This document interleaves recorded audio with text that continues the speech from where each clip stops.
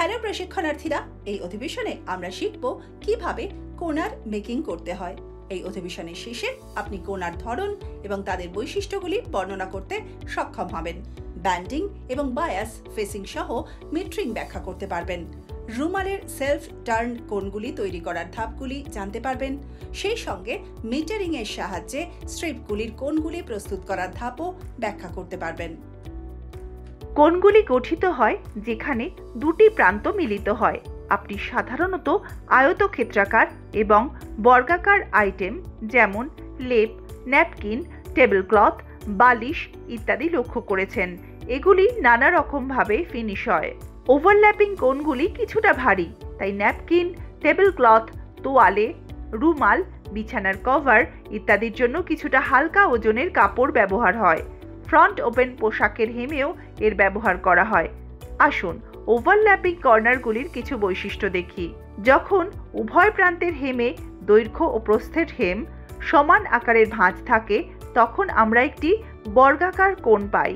একটি ভারী ফ্যাব্রিকের কোণে বাল্ক কমাতে নিচে একটি আয়তক্ষেত্রাকার টুকরো তৈরি করা যেতে পারে। যদি একটি হেমের প্রস্থ অন্য পাশের চেয়ে প্রশস্ত হয়, তাহলে শেষের কোণটি একটি ছোট আয়তক্ষেত্র তৈরি করবে। কোণে দুটি প্রান্তের তির্যক সংযোগকে মিট্রিং বলে। জয়েন্টের জায়গায় সেলাই বা ভাঁজ করা হতে পারে। শুধুমাত্র সঠিক ভাঁজই আপনাকে একটি ভালো মিট্রিং পেতে সাহায্য করবে। নিচের দিকে উপাদানের ঘনত্ব কমাতে জয়েন্টটি তির্যকভাবে কাটা হয় এবং খোলা প্রেস করা হয়। লিনেন বা হেমের প্রান্তে মিট্রেড কোণগুলি পরিষ্কার ফিনিশ দেয়। যদি মিট্রেড কোণগুলি সুনির্দিষ্টভাবে চিহ্নিত করা হয় এবং অভিন্ন সিম অ্যালাওয়েন্স দিয়ে কাটা হয়, তবে সেগুলি তৈরি করা সহজ। মিট্রেড কর্নার দুটি দিক দিয়ে শেষ করা যেতে পারে। বাইরের দিকের কোণ টেবিল ক্লথ, বালিশের কভার, বেড কভার ইত্যাদির ক্ষেত্রে মিট্রেড টুকরো কোণার চারপাশে যায়।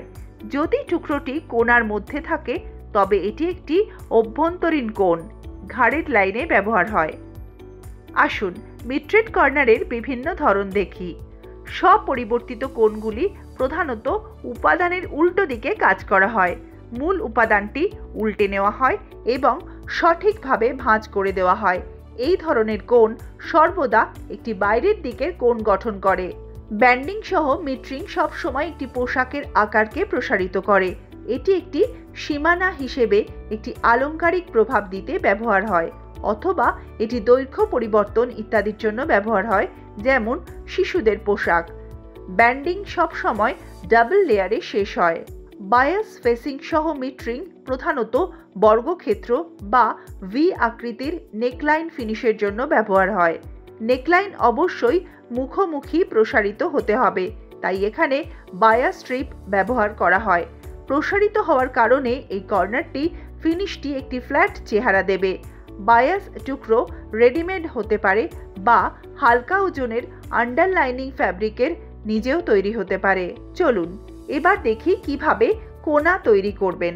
কোণা তৈরি করতে আপনার কাছে নিম্নলিখিত সমস্ত সরঞ্জাম, যন্ত্রপাতি এবং উপকরণ রয়েছে তা নিশ্চিত করুন। Single needle lock stitch machine, কাঁচি, হাতে সেলাইয়ের সূচ, মাপ নেওয়ার টেপ, মেশিনের সূচ, সুতির কাপড় এবং সুতো। প্রথমে হাত দিয়ে রুমাল সেলাই করুন।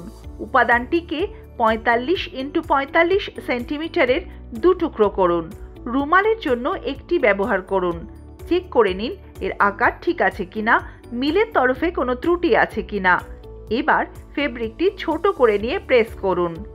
4 থেকে 6 সেন্টিমিটার উচ্চতার ট্রেসিং পেপারে অক্ষরের জন্য নকশা তৈরি করুন। একটি পিন দিয়ে বাইরের লাইনে ছিদ্র করুন। শেষ করার পর প্রকৃত পরিমাপ হবে 40x40 সেন্টিমিটার। প্রতিটি প্রান্ত থেকে এ, বি, সি, ডি 4 সেন্টিমিটার বিন্দু চিহ্নিত করুন এবং তাদের যোগ করুন। ভাঁজ ও প্রেস করে এ থেকে ডি পর্যন্ত একটি তির্যক রেখা তৈরি করুন। তির্যক রেখায় বিন্দু এ থেকে 10 সেন্টিমিটার দূরত্বে বিন্দু ই চিহ্নিত করুন। মনোগ্রামের অবস্থান। কাপড়ে চিহ্নিত ই বিন্দুতে অক্ষরের ভিত্তির কেন্দ্র স্থাপন করুন। এবার নীল সলিউশন ব্যবহার করে নকশা ফ্যাব্রিকে স্থানান্তর করুন। আপনি কার্বন কাগজের সাহায্যে একটি নকশা ট্রেস করতে পারেন। উভয় ক্ষেত্রেই আপনাকে প্রথমে কাগজে নকশা আঁকতে হবে। রুমালের সমস্ত প্রান্ত থেকে 4 সেন্টিমিটার দূরত্বে একটি সুতো সরান। সব দিকে পর্যায়ক্রমে কাপড়ের কেন্দ্রের দিকে আরও 3টি থ্রেড সরান। একটি এমব্রয়ডারি ফ্রেমের মাঝখানে ফ্যাব্রিকের লেটারিং ট্রেস করা অংশটি ঠিক করুন এবং ফ্রেমের ভিতরের কাপড়টি শক্ত করে রেখে সাবধানে ফ্রেমটি স্ক্রু করুন। স্টেম, সাটিন, চেন, ক্রস, সেলাই ইত্যাদি ব্যবহার করে বিভিন্ন সেলাইয়ের জন্য অক্ষরের অংশগুলি নির্ধারণ করুন। এমব্রয়ডারি থ্রেডের রঙের স্কিম নির্বাচন করুন। নির্বাচিত সেলাই এবং নির্বাচিত রঙিন সুতোর জন্য চিহ্নিত অংশগুলি পূরণ করুন। আপনি যদি স্যাটিন সেলাই ব্যবহার করেন তবে প্রথমে রানিং সেলাইগুলির সঙ্গে একটি বর্ডার তৈরি করুন। তারপর চিহ্নিত অংশটি স্যাটিন সেলাই দিয়ে ভরে দিন, যা রানিং সেলাইগুলিকে ঢেকে দেয়। হাত দিয়ে কোণগুলি শেষ করুন। হেম সেলাই ব্যবহার করে হাত দিয়ে প্রান্তগুলি শেষ করুন এবং প্রেস করুন।